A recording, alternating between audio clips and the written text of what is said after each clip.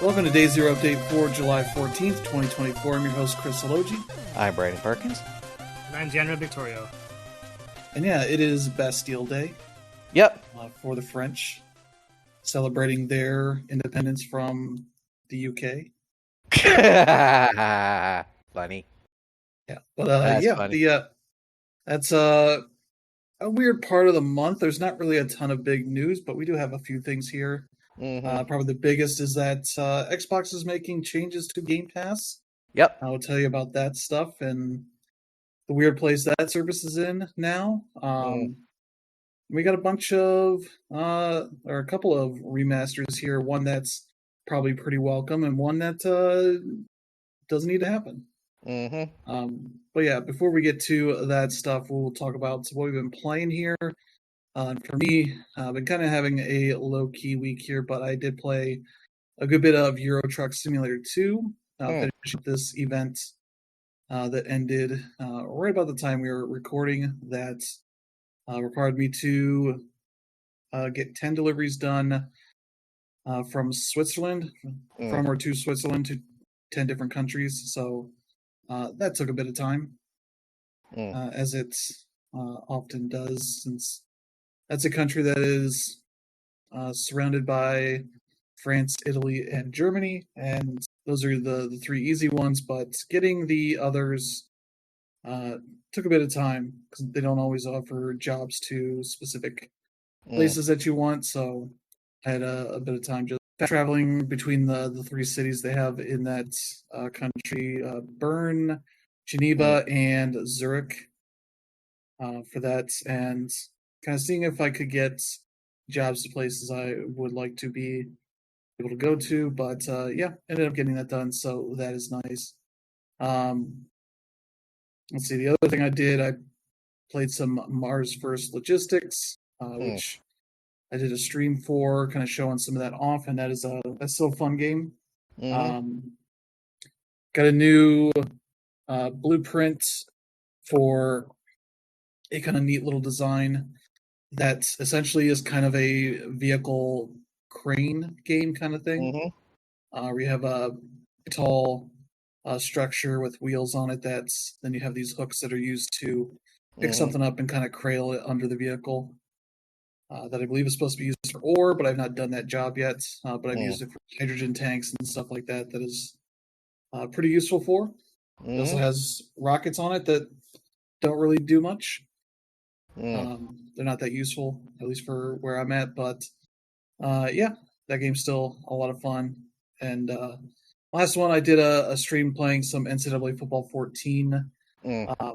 Because the new game is out tomorrow for Deluxe Edition owners, and I think it's Thursday for everybody else.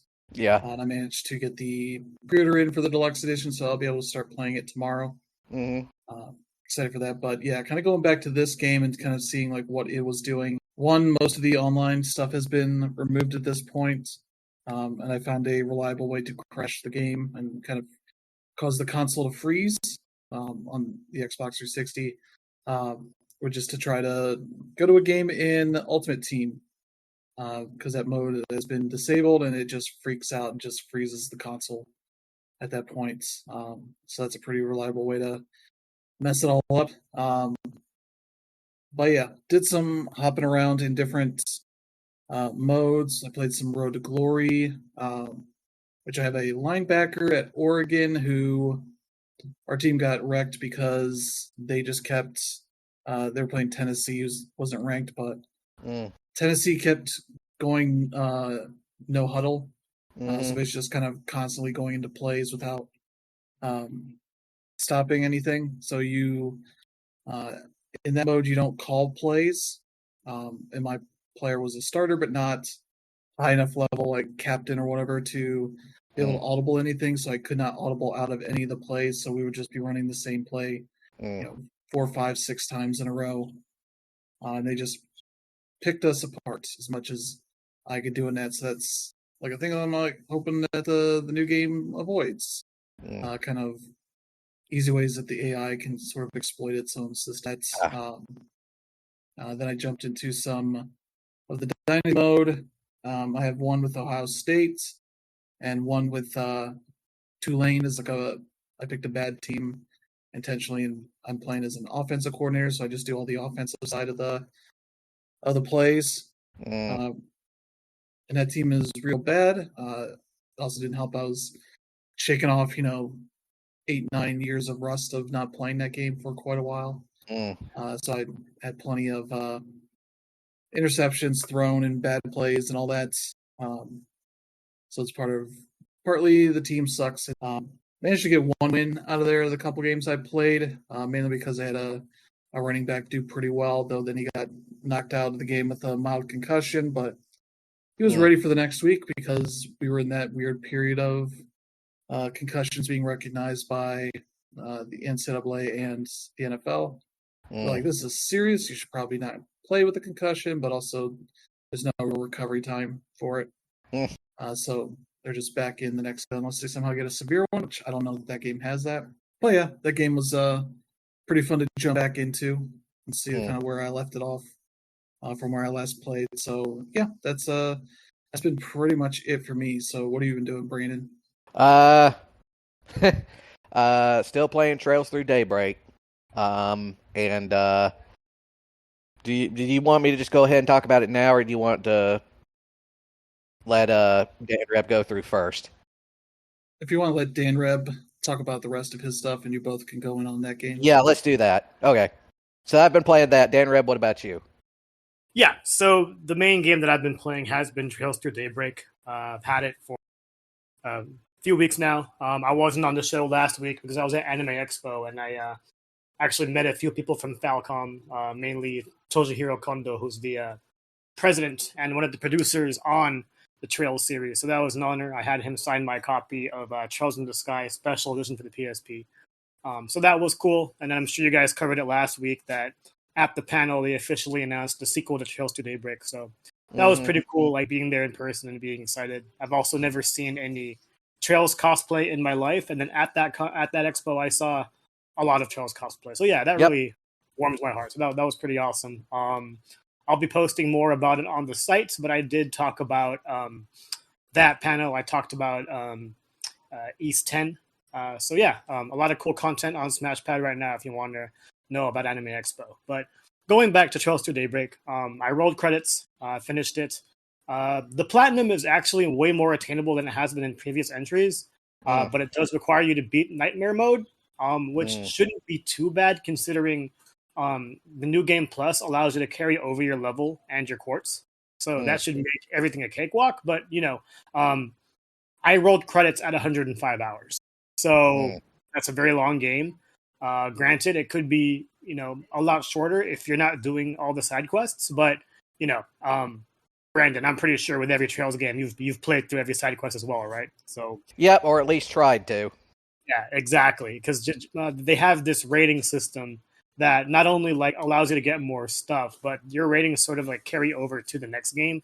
And yeah, that's something that I didn't want to mess up. And that's something that I've learned going back to Trails in the Sky. And yeah, that's awesome. But yeah, anyway, without going into too many spoilers, it's stuff that we've covered in the past. The game stars Van Arkwright. He receives a request from Agnes Claudel, who goes to a high school there in Edith, which is the capital of Calvard. And the thing about Van is that he does a bunch of random jobs that serve as your typical Trail side quests, but he's not a bracer. And the bracers, pretty much people who just, focus on the local people and their livelihoods. And he's not a cop. So, he doesn't have to worry about crime. That being said, he doesn't necessarily do bad things, and he doesn't necessarily do good things or do good or bad things. It's really just what he's interested in, what he can make money on, and things of that sort. So he kind of comes off as somebody who's standoffish and doesn't really care. But then as you play through the game, it's he does care. He's probably one of the deepest characters in all of Trails lore, especially when we're talking about the protagonists. And now that I've completed the game, I would go as far as saying that he is my favorite controllable protagonist so far. I'm not saying he's as cool as Olivier, but I do like him better than Estelle. I do like him better than Joshua, Kevin, Lloyd, Reen, whoever it may be. I think Van is better than all of them just because, one, he's actually the oldest protagonist that we've used thus far. He's 24 years old. Granted, that's not really old. but he's seen things. Throughout the game, he'll mention various things that happen in the history of the lore, especially if you've played all the Trails games, like basically everything that happened leading up to this point, even though you don't need to know any of it. And just seeing his happy-go-way-lucky of life, and this is something that I've mentioned before. I don't know how far you are in, Brandon, but like one of the things that I really appreciate about this particular game is that every city or village you enter feels completely different than anything else you played in the game. And you also notice it with the cultures. And one thing that they have that's more apparent but not really like abrupt is like there's racism in this game. That really wasn't a thing in previous Trails games. But then again, like you wouldn't really talk about anyone's like color of their skin. It was basically if they were a noble, if they were a peasant, things like that. It was more about class and social standing. It wasn't so much about race. And now that they officially like abolished the class system, all of a sudden focusing more on race, all of a sudden makes the characters who are like fighting this seem more evil. And it eventually gets to this point where when the shit hits the fan, it really hits the fan. Like there is a point in the game where things are totally upended, which is like not unlike the rest of the Trails series, but it really isn't even about taking over the world. It's really about like showing that the old times were better at things like that. And that's definitely something that I appreciated out of this game. Something else about this game that's different. It's a hell of a lot bloodier than a lot of the previous games have been. Oh, absolutely! Like the kills are actually kills, and Falcom didn't, or the localizers didn't pull any punches when it came to the game's script. I don't know if you've met Aaron yet. Trying to through my head. I'm like in chapter 4 right now. So okay, so you're past Longport. Yeah, I'm past Longport. Yeah, I've met Aaron. Yeah, he's already in my party. So Aaron is the redheaded guy, and like he's somebody that like you meet in sort of a kabuki show, and kabuki shows in Japan were like really all about like I don't really want to say geisha stuff, but like they were. It wasn't out of the ordinary, especially in that time, to see men dance as women. And, if you're talking about kabuki, then it was exclusively men. Yeah. So, traditional kabuki does not allow women. Gotcha. But the thing is, it wasn't kabuki either. It was traditional Chinese folk dance. Because remember, it's that the Aaron and all of his group are based around Chinese culture. Pretty much, yeah.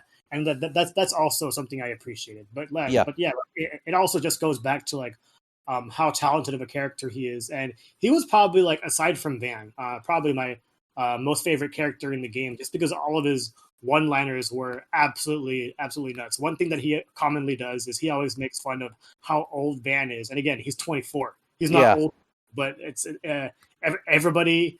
Whether it's Aaron, whether it's just random people you come across, they treat Van like he's some sort of geezer, and I'm like, he does not look old at all. So I don't know what's going on here. They also don't take. If I will say, one of the things this game does good off the bat is they don't take very long to connect this game to the past games, because one of the like major characters that shows up fairly early on is Fee from Cold Steel. She's like a full-on bracer now, and she's in Calvard for one reason or another, and she just kind of shows up. Yeah, and like she's pretty much the only one. I mean, you already know that Ren is there. That's not really.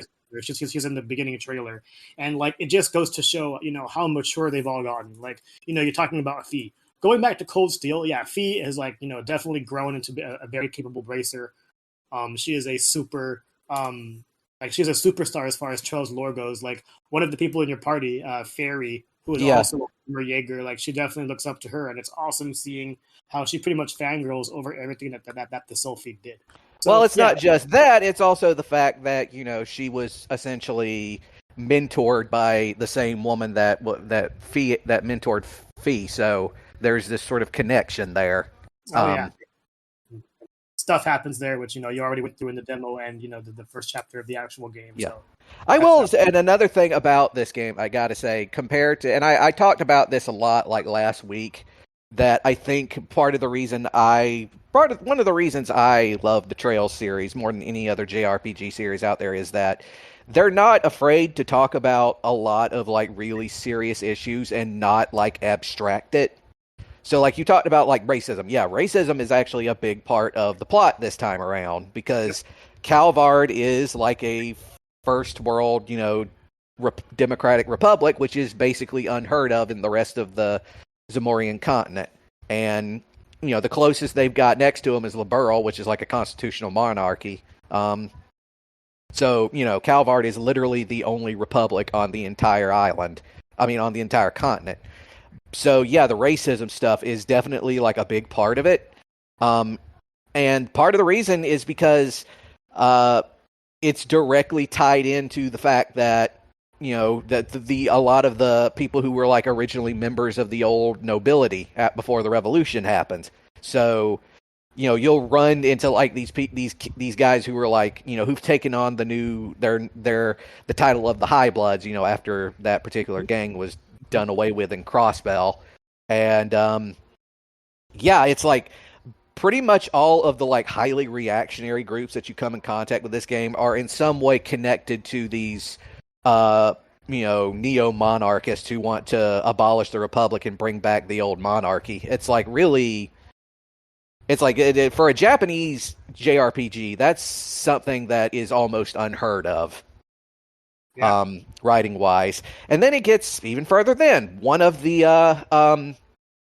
early side quests that you get in this game is about a guy who you find out he had been blackmailed by what's the guy's name? Giacomo, the guy that Giacomo, yeah. Yeah. Giacomo, and then you go and he's like there. He has like the dude's dead now. Spoiler alert because he dies pretty early on in the game. But Giacomo has like this black book that he has where he keeps all of this information that he uses to blackmail people. And then you go out and you finally find the notebook and you like find out what is it about this guy that he's trying to keep hidden. And it turns out he's a closeted gay man, and. Van at the end of it is like, you know what, dude, just to let you know, not for nothing, but there's plenty of other dudes out there like you who are pretty open about this. You don't necessarily have to like keep stuff like this hidden all the time, which, again, JRPG, kind of a big deal that they just come out and say it. Yeah. JRPGs don't typically go that far. Yeah, and when they do, they're typically not as direct as this one. Like, you mentioned, the Giacomo character. Chapter 4, is that the desert? Are you in the desert? Or no, that's Tharbod, and I've already finished that part. Okay, so, I mean, like, it's I wanted to go back to, like, the culturism of this stuff. Like, in the desert, you're seeing people doing desert things, and then eventually you come across the hookah. Yep. The Orbital hookah, and I was like, oh, this is interesting, and it turns out like as you get through that chapter, they end up being a really important piece of evidence. I won't say what happens, but I was like, oh, okay, this was not only a joke, but it was definitely a way to like, oh, okay, maybe we should. Orbital hookahs, or as we know them in the real world, freaking vape pens. Vape pens, which were actually there, so they had both the hookah and the pen, and I was like, all right, they found an interesting way to make us not use these things, so that was definitely an interesting way to go about things. And then the other thing I want to mention is you touched upon the side quests. The side quests in this game are unlike anything I've seen in any Trails game before. They are a whole lot more serious and a whole lot more than I would have expected. You mentioned the one about Giacomo. The first one that I came across was one that was crazy to me, and it's not even that dark themed. Like basically, there's this kid at a convenience shop who took money out of the register, and our whole objective was to figure out why he did it and to make him put it back. And the reason why he did it was because he was in the way and got run over by somebody, and that person also had a camera. And the reason why he pulled out that money was to buy a camera for the person that he ruined the camera for. It turns out the person who ruined the camera actually did that on purpose in order to take advantage of the guy and get a more expensive camera. So as Arkwright Solutions, you have to tell them what to do. You either put the money back and pretend nothing happened, or go ahead and fess up to the problem. You might get fired as a result, but it's the right thing to do. And I found myself not really knowing what to do because there is no right answer, and your decision will end up affecting 3 different stats. One being law, which you're going to be a lawful person. The other being gray, you do things in the gray area, or the other one being chaos, where you don't mind seeing things go as crazy as they become. And this was just one of several side quests where you have to make a decision, and it's not like it's going to really heavily change what happens in the game. But seeing as how I had trouble, just choosing between one of these things was definitely an interesting thing.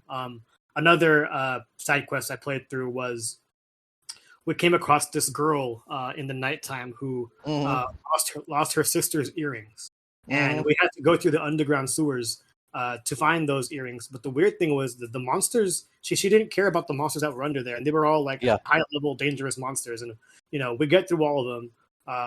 We finish a boss fight, follow the little girl around, and she eventually finds the earrings. And then once we get back up to the surface, we find the little girl again, and then we find out that that was not her sister. That was actually, for someone else who was an adult. And she said that she lost those earrings like years and years ago and ended up giving them to her daughter. And so basically that person we helped was a ghost.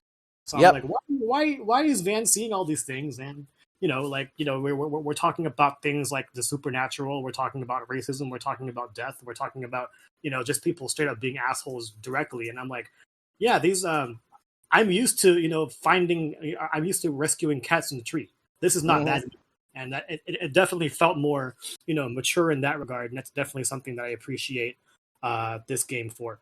But aside from the side quests, we've talked about the battle system being a little bit of a hybrid, not exactly like choosing one or the other, but using both in a way that makes sense for you. Finally figured out like why I was having trouble with the S-crafts. The reason being was because I didn't have enough of those. What's it called, Brandon? When you press L1 to power up your attacks, I didn't have enough of those.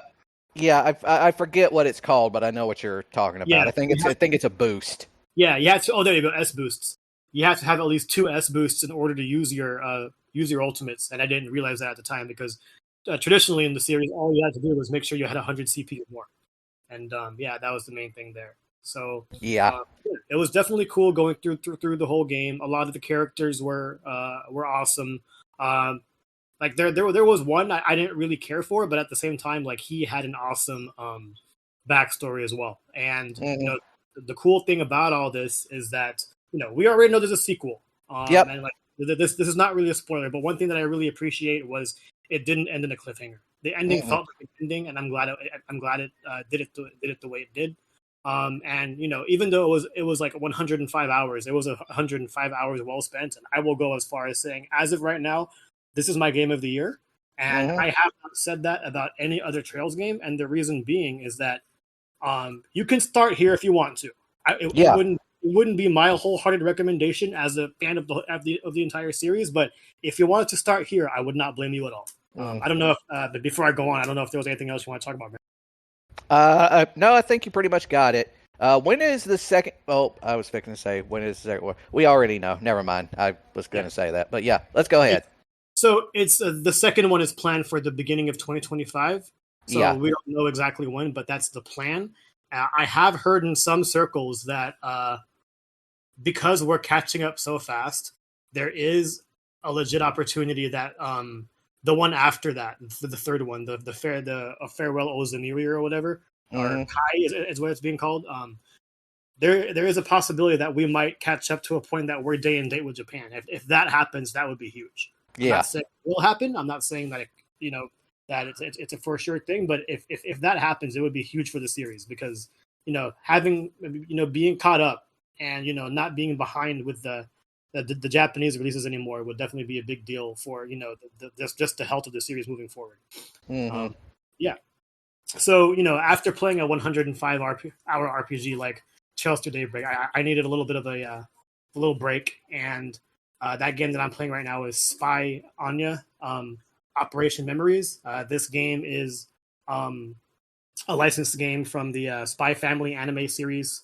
For those of you unfamiliar with it, the whole concept of Spy Family is the main character is Lloyd Forger. He is a secret agent spy, and in order to solve his next mission, he has to pretty much recruit a family. And he found a daughter by the name of Anya, and it turns out that Anya has what's it called? She can read people's minds. So that's been interesting. But and he also has a wife, Yor, who is a assassin. And the cool thing is that while these three people all have like different secrets in their lives, none of them know about each other. The only one who actually knows anything is the little girl Anya.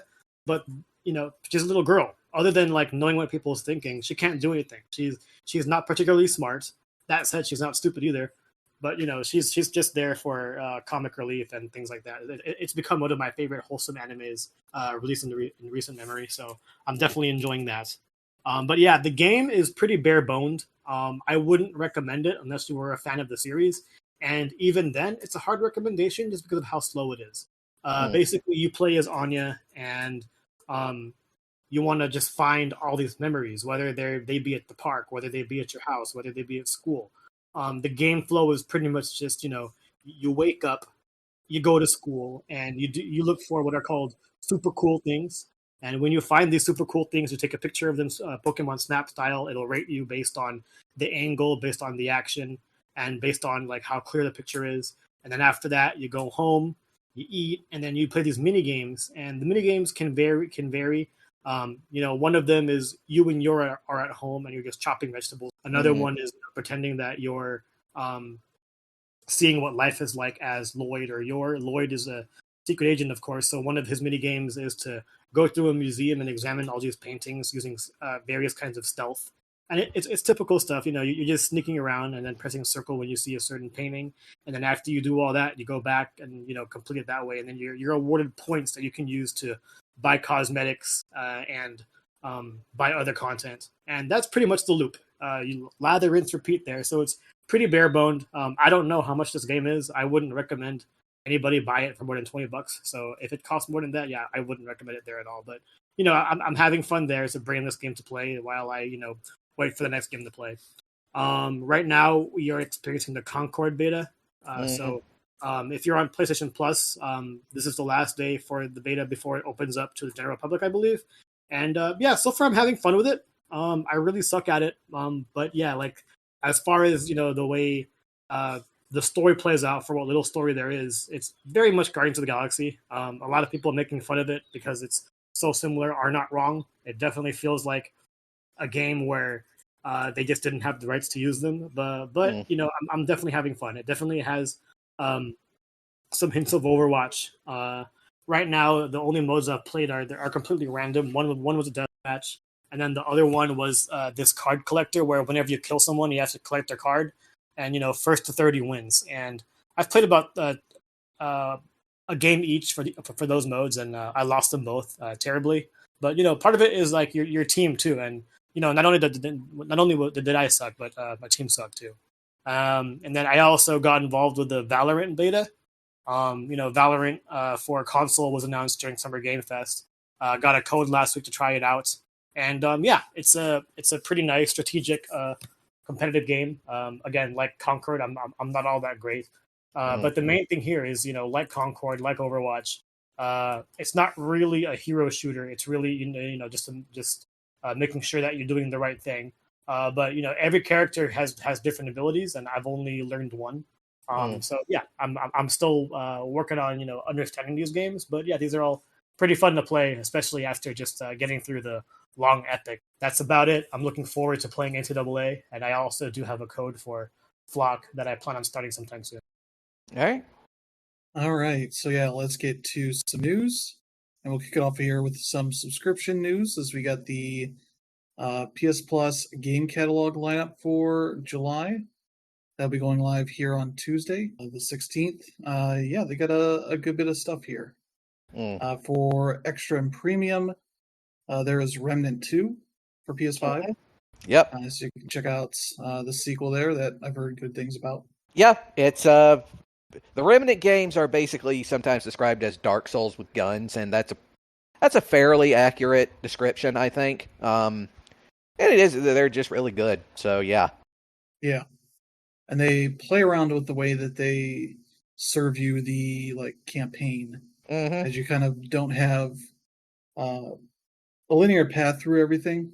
You're often jumping around from different places to kind of keep it fresh. And when you jump into co-op and talk to other people as you're playing, you can realize like, oh yeah, you've done this, and I believe they even have different things in the dungeons, different puzzles and such that they can swap out for different runs. So they kind of add a good bit of replay value there for that stuff. So that's when you can check out.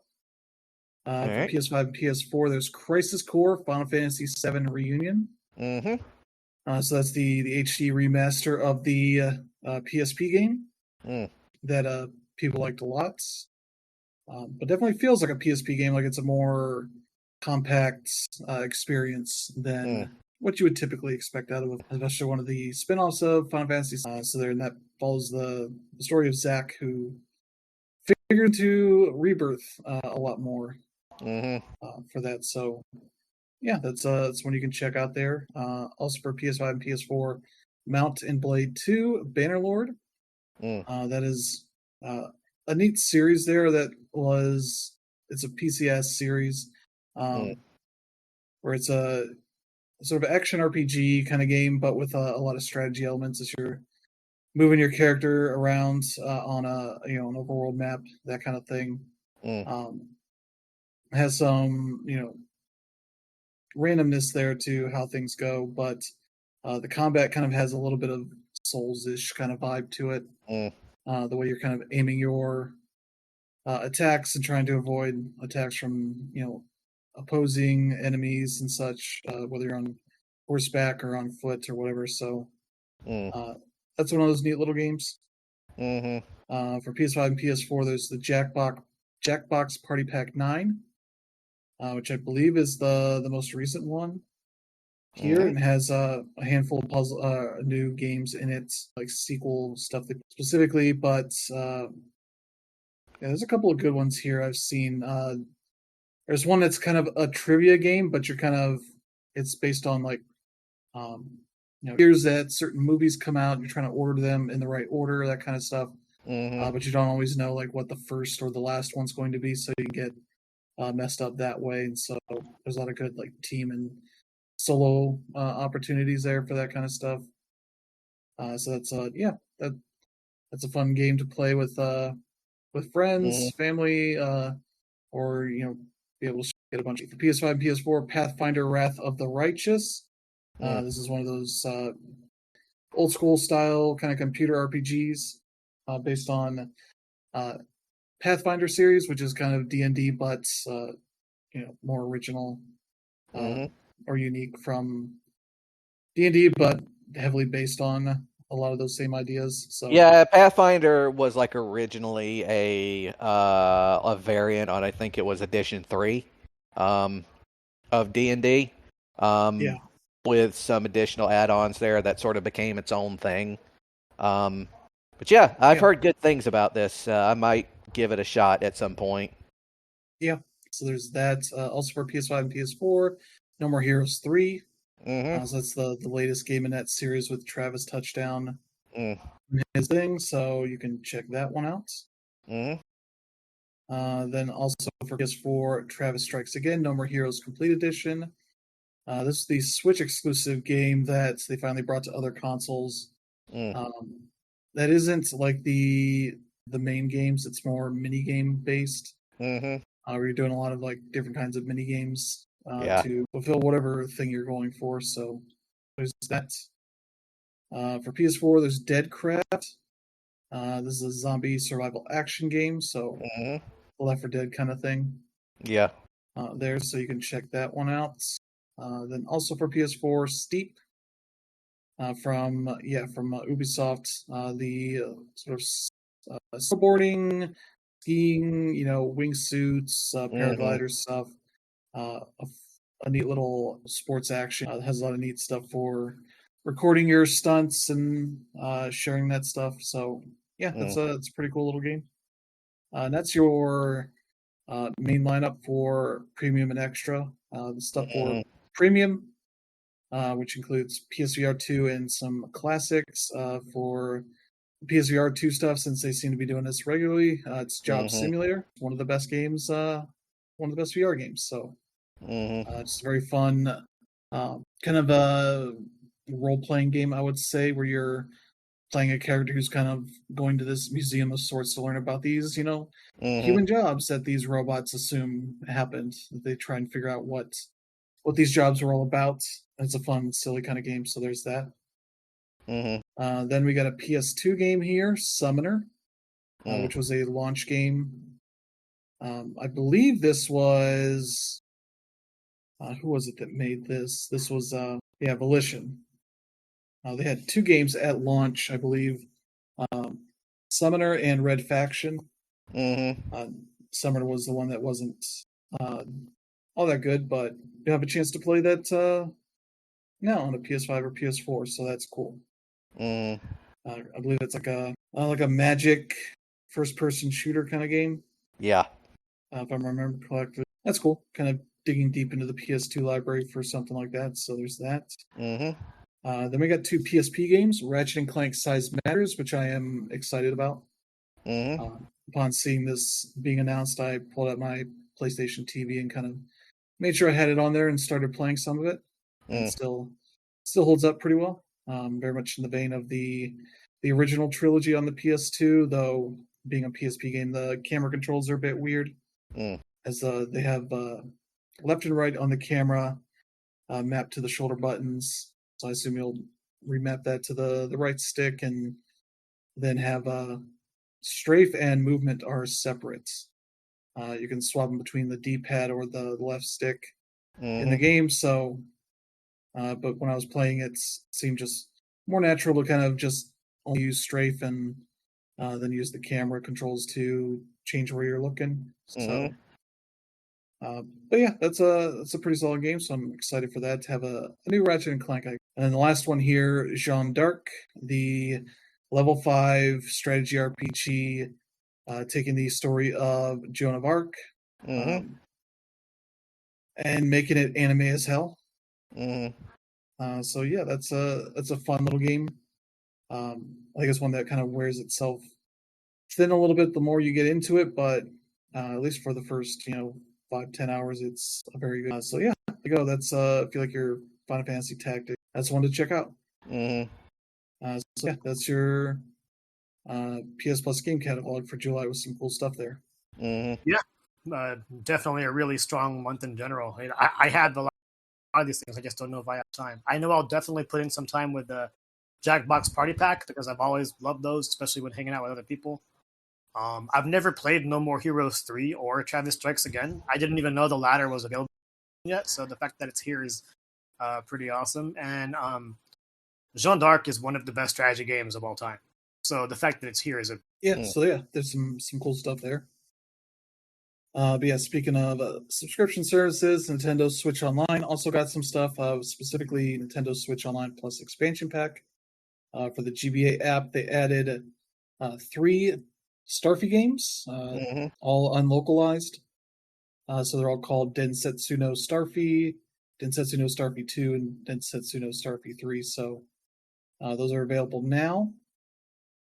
And yeah, those are like, I think, platformer puzzle games.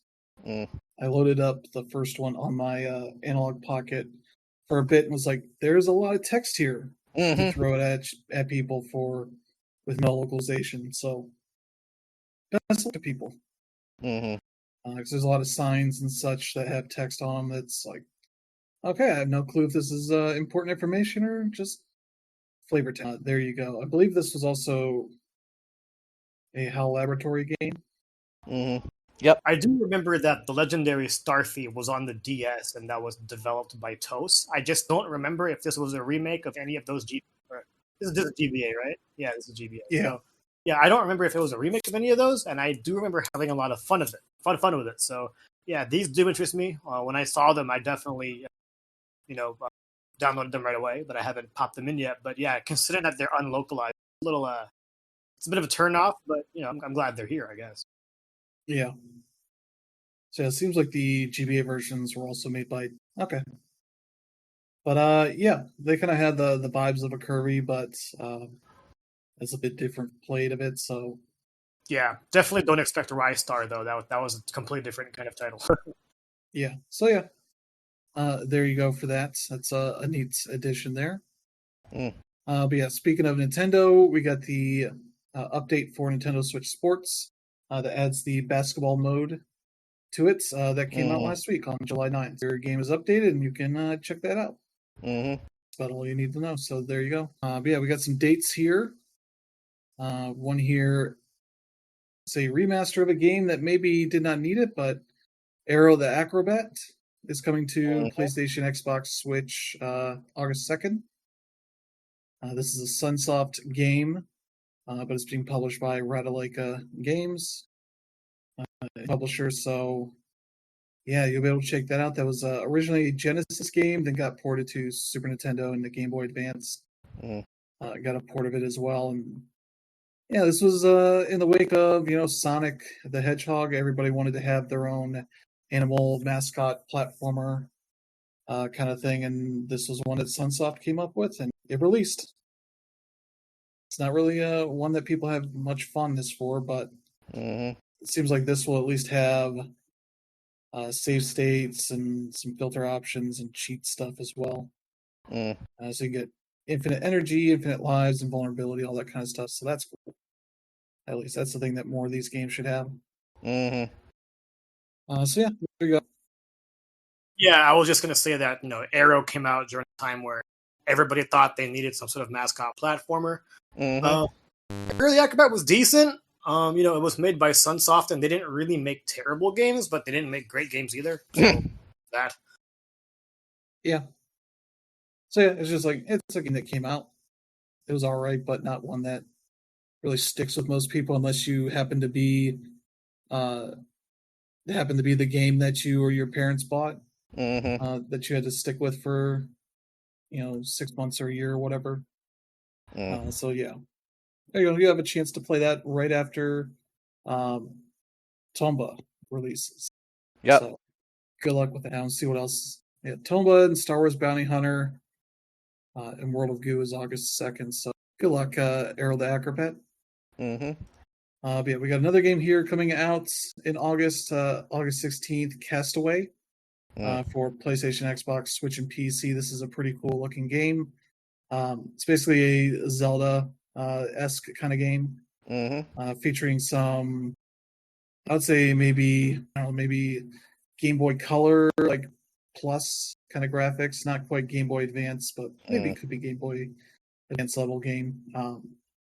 It has some really nice stuff to it, and also apparently has some nice modes offered. Pacifist mode, so you can just play without enemies if you're not good at the combat. To more challenging, unfair modes. So kind of have the gamut there, as well as the speedrun mode. So yeah, they got some nice features there that looks like a pretty neat little game. So that's one if you're in a Zelda fix before Echoes of Wisdom comes out. That's one you can check out. All right. And yeah, we got one here for September 6th. El Paso Elsewhere is coming to PS5. This was a PC game that came out last year from Strange Scaffold that is, let's say, a love letter to Max Payne. Is a neo-noir sort of third-person horror shooter that got a lot of great buzz about it, but not really too much in the way of award stuff. But seems really cool, and yeah, they're going to be releasing a physical edition as well. They'll have an exclusive poster and a download code for these soundtracks. Yeah, that's a cool game. Has all of that bullet time stuff, the slow motion jumping and diving, that kind of stuff to it. That is pretty cool. So yeah, this is one that people should definitely check out if they're into that kind of game. So there you go. And then we got one more date for October. The Teenage Mutant Ninja Turtles Mutants Unleashed will be out October 18th. It's on PlayStation, Xbox, Switch, and PC. This is the game coming from Outright Games and developer A Heart Full of Games. That'll be out just before Halloween for $39.99, which seems like a pretty good price for that game. This is the one that's based on the recent movie Mutant Mayhem. So that's cool. Has that same kind of look to it. They're probably not as good as the movie, but still looks like could be a pretty solid game. So I'm curious to check that one. So that's it for our dates. We got a couple games here getting announced. Double Dragon is back, Mm-hmm. and this time they're going for 3D again. See if that works out for them this time, but I don't believe it's a thing that's really worked out well for these kind of games in the past. The Streets of Rage, or was it that? No, it was Final Fight Streetwise. That was the extremely terrible game. Yeah. That didn't work out well, but yeah, they're making a new Double Dragon game. This time it's from Ukes. Mm-hmm. That worked on the WWE 2K games and the AEW game. And it'll also be published by Arc System Works, so that's pretty neat.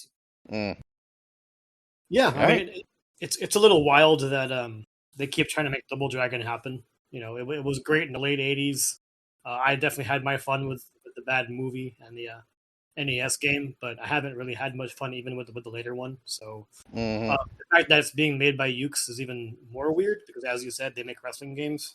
So I don't see how an action game makes a lot of sense. But yeah, it could work. I don't think it will, but yeah, that'll be out sometime next year for PS5, Xbox Series X and S, and Xbox One, and so there you go on that front. So that's interesting. We'll see if that turns out well next year. Mm-hmm. We got another game that was announced. This is a remaster of one of WayForward's old games for the GBA Sigma Star Saga that they're calling, or they're saying is going to be coming to modern consoles and PC in 2025. This is going through limited run games with their Carbon engine, so that'll be neat to see. This is a game I had for the GBA, and it was a pretty fun mix of shooter gameplay, like shmup gameplay, with some action RPG stuff to it. It was pretty stark difference between that and a lot of what else WayForward worked on at that time, just style wise and all that. So yeah, this is neat that they are bringing it back. And I even started up again on my Analog Pocket just to remind myself what that game was all about, and it still holds up pretty well. So that'd be cool to see. Oh yeah. I'm a little bit on the opposite side of the spectrum there. Like I remember sort of being disappointed with this game when it came out. Of course, I was a different person back then. Like the Game Boy Advance to me was a great RPG handheld. This was, what got me Golden Sun and what got me into the original Final Fantasy series because they made all the nice remakes on Game Boy Advance. And the reason why I was excited about Sigma Star Saga, especially after playing games like the Dragon Ball Z Legacy of Goku games, was that action stuff. And when it came to the space shooters, it didn't feel like the way I wanted it to. Granted, I wanted it to feel like Gradius, and it didn't do that. And I get it. That's hard to do. But is this a remake or a port? I believe it's going to be a remaster. Okay, it's a remake. Just a port, basically. Gotcha. Yeah, so I was wondering what improvements they can make, and I don't know if that's going to be possible with a remaster. But I've been proven wrong before, or maybe I just need to try it again. But yeah, I just remember getting this game full price and not finishing it because I wasn't feeling, or it didn't end up feeling the way I thought it should. But who knows? Maybe it's aged better in that regard, and I'm welcome trying it again. Yeah. So that'll be coming out next year. So I'm looking forward to that one. But then we got another game that was kind of announced, kind of teased. Nintendo had this weird teaser trailer they put up for this thing that's called Emio that looks like some sort of horror project. A bit of a weird thing they usually don't do. But yeah, it's just like a 15-second trailer, sort of showing this weird dude with a bag over his head, kind of thing, and that looks not usually what you expect out of Nintendo, but yeah, we'll have to see what this is. I put out a tweet that said #Who is Emio, and a link to the YouTube. Yeah, definitely an interesting thing. Obviously, this is not something that Nintendo would be known to do, but there's also no guarantee that this is a Nintendo thing either. If I were to bet, I'd say it's probably like a third-party company just having something there, and Nintendo decided to post it then. And because Nintendo doesn't follow traditional marketing things, especially when it comes to American releases. or just any release in general. So, I have my eyebrow raised there, but if it ends up being a Nintendo product, yeah, I'll play it just because it's Nintendo. I'm that much of a sheep, but otherwise, yeah, it's interesting to say the least. Yeah. So yeah, that is interesting. We'll see how that turns out. But we got probably the biggest news of the week that Xbox announced, or not really even announced. They basically put this in their support section. There's no. I was looking all over their Twitter pages for the Xbox or Game Pass accounts to see if there was like an actual announcement out there on the Xbox Wire, and I couldn't find anything. Despite this saying that these changes start July 10th. But yeah, the gist here is that they are changing some of the prices, increasing them, not decreasing anything here. That will be going into effect for Game Pass Ultimate, Game Pass Core, and PC Game Pass, as well as the news that they will be essentially shutting down Game Pass for console, or at least not allowing people to sign up for it anymore. And yeah, if you already have a subscription to that tier, the Game Pass for console tier, and still have automatic payment renewal enabled, it will be able to continue at the current price for that, which I believe is $10.99. So that's a weird thing. But yeah, let's see. Yeah, they posted the price changes here with a big chart for all the countries. But for the US, Game Pass Ultimate is increasing from $16.99 to $19.99 a month. Game Pass Core, which is bought in 12 months increments, is increasing from $59.99 a month to $74.99 a month. So that's a $15 increase, a pretty big increase. And PC Game Pass is increasing, let me see here, from $9.99 a month to $11.99 a month. So that's a $2 increase there. And then I guess in certain countries they have Game Pass Core options for 1 month, 3 months, or 6 months in Argentina, India, Turkey, and South Africa. So those prices have changed as well there. So yeah, pretty big increases in prices there for what people have been playing. And yeah, starting September 12th, the price of recurring charges will change for existing members. So yeah, that'll be going into effect at September 12th, the earliest. So, and these changes will, let's see. Okay, yeah, already mentioned that. So yeah, Xbox Game Pass for console. They are essentially not allowing new people to sign up for it. But if you still have your automatic payment renewal on, you'll be able to keep using it at the, I think, at $10.99 price per month. And it says here, if at any time you turn off your automatic payment renewal and your membership lapses, you'll no longer have access to Game Pass for console. And we'll need to join one of the other plans. So make sure you're managing that. And also they are changing how many months you can have stacked up for it.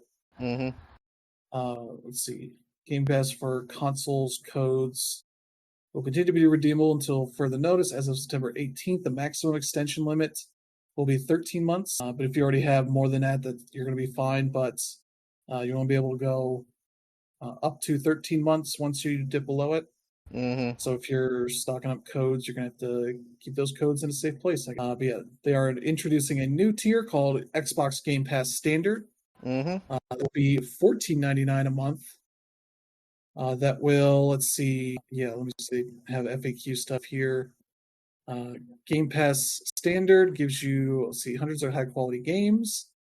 Also features all the benefits of Game Pass Core, such as online console multiplayer, and select member deals and discounts, including up to 50% off select games. And it says, note, Game Pass Standard will not include games released on day one, so you do not get the day one releases for $14.99. But if you have Game Pass for console, keep that going. You'll still have that stuff. They say, well, let's see. Xbox Game Pass Standard will be available in the coming months, so they'll announce a date at some point. So yeah, that's like the weird part of it. they have all these details on these new tiers and changes and all this that are supposedly already in effect, but don't have a date for when this new tier starts. Mm-hmm. Yeah, compared to Ultimates, essentially for $5 more, you get day one titles, specific extra entries to the library for Ultimate, EA Play, Xbox Cloud Gaming, as well as select perks, the rewards quest for Microsoft Rewards, and discounts on games in the Game Pass library. So yeah, that's a big change there. So essentially adding in another tier that does not get day one games. Core also does not get day one games. So they're kind of making that a bigger part of their selection. As I believe PC Game Pass and Game Pass Ultimate essentially would be the only ones with day one games.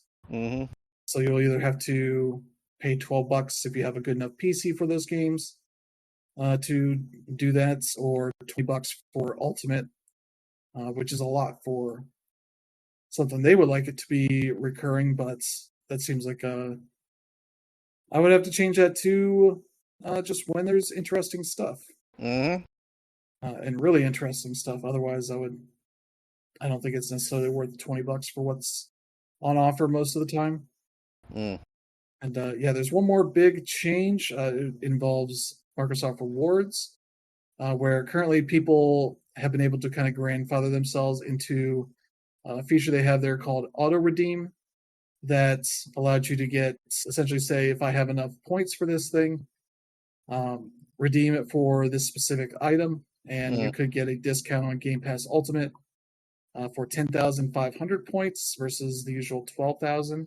And so that was I think that was part of the Xbox, Microsoft, or the rewards app on the Xbox itself that they got rid of last year, I think. That managed to stay. So if you do enough of the various things they offer for that, you can get that 10,500 pretty easily. So probably a decent chunk of people that have been able to get Game Pass Ultimate for free, or any of the other tiers, really. They're the ones that are a little bit cheaper for that. And they basically say, I'm going to look at this, or they sent emails about this, that basically starting August, I think 12th or 14th or something, you'll have to, they will essentially remove that 10,500 option. You'll have to pick something else if you want it, or to do that. So basically it's going to essentially be removed by force if you don't change it now, which obviously you don't want to change it now because it's not the end of the month.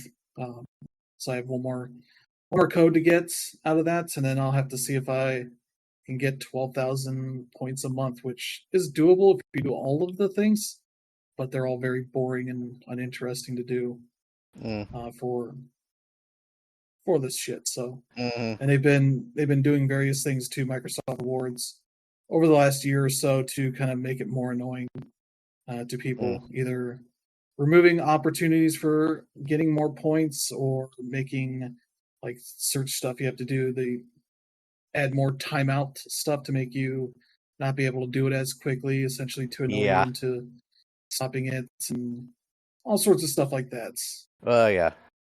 There are people that, like, if you redeem too many codes at once for the people that have stocked up lots of points, you can get banned because you're redeeming. This is ridiculous shit for a rewards program. So yeah. Well, yeah, there you go. Some big changes. Yeah, I know absolutely nothing about the rewards program, so that's my first time hearing that. But I have been somebody who's been subscribing to Xbox Game Pass since the beginning, and then eventually once they had Xbox. So yeah, this is bad news for consumers. But the reality of it is, like, this is something that has been expected for a long time now, especially since they had already done it once before, and it hasn't stopped them. So it doesn't surprise me that they never actually made a grand announcement about it. They just changed some fine print, if I remember correctly. And yeah, it sucks as a consumer, but in all honesty, the value that was there, especially if you were a subscriber since day one, has been amazing. that being said, it was easy for Microsoft to do and say that, hey, we have everything day one, but also from that point and until now, even and until like things get better, their first party games have been lackluster. So it's not really like that big of a thing. And now that we have to pay like substantially more to have those day one games, and don't get me wrong, day one games are the reason why I have Xbox Game Pass in the first place. But now with this kind of increase and with the amount that they've increased, yeah, I'm definitely considering only subscribing for months that I care about. Granted, I've primarily been stacking codes I see on CD keys, and I don't know how long I'll be able to do that.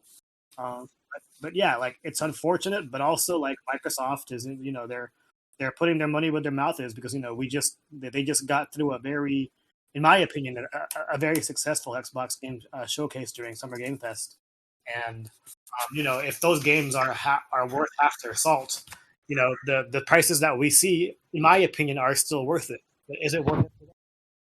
So yeah, there you go for the Game Pass news. You got anything to add, Brandon? Nope, not really. Yeah, so there you go. Our last one, we're getting on a bummer. It seems like Yeah. the developer Piranha Bytes, who made the Elex, Gothic, and Risen games, Mhm. kind of Eurojank RPGs, has reportedly been shut down.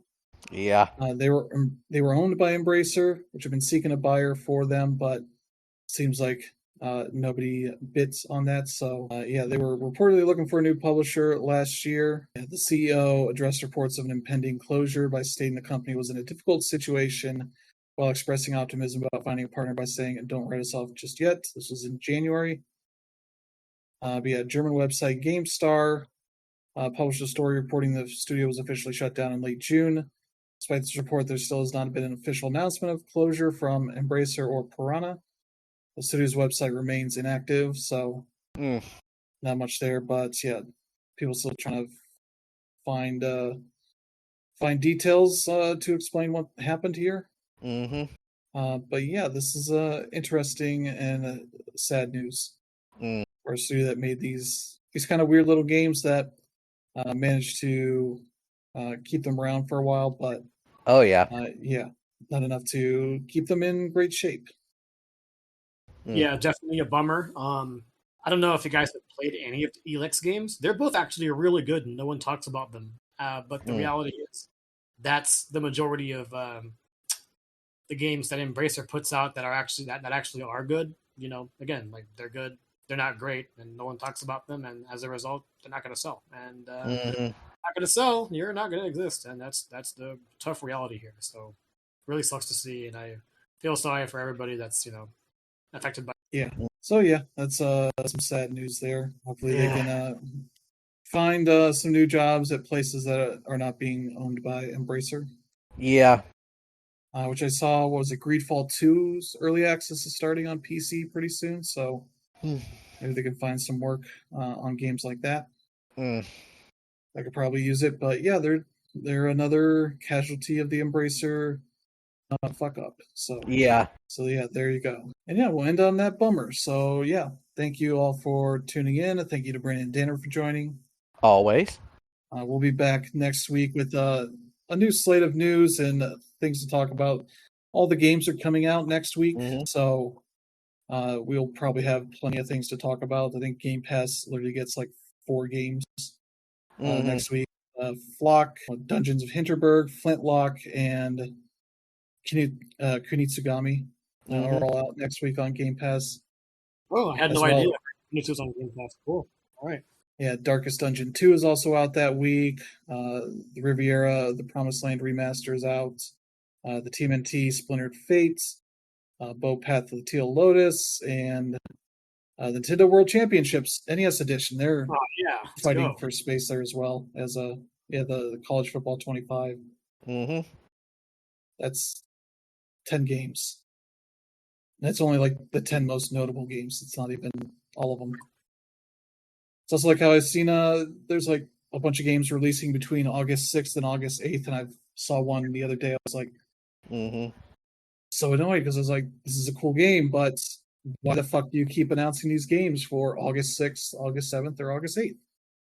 realizes all the other indies are releasing that day too, those days too. So yeah, we're at a point where games are coming out, and yeah, that's exciting. So yeah, if you enjoy the show, if you let friends and family know they should check it out, and select strangers that are also excited about a bunch of games coming out here in the next week. But yeah, thank you all for tuning in. I hope you have a good week ahead. We'll see you all next time. Have a good one.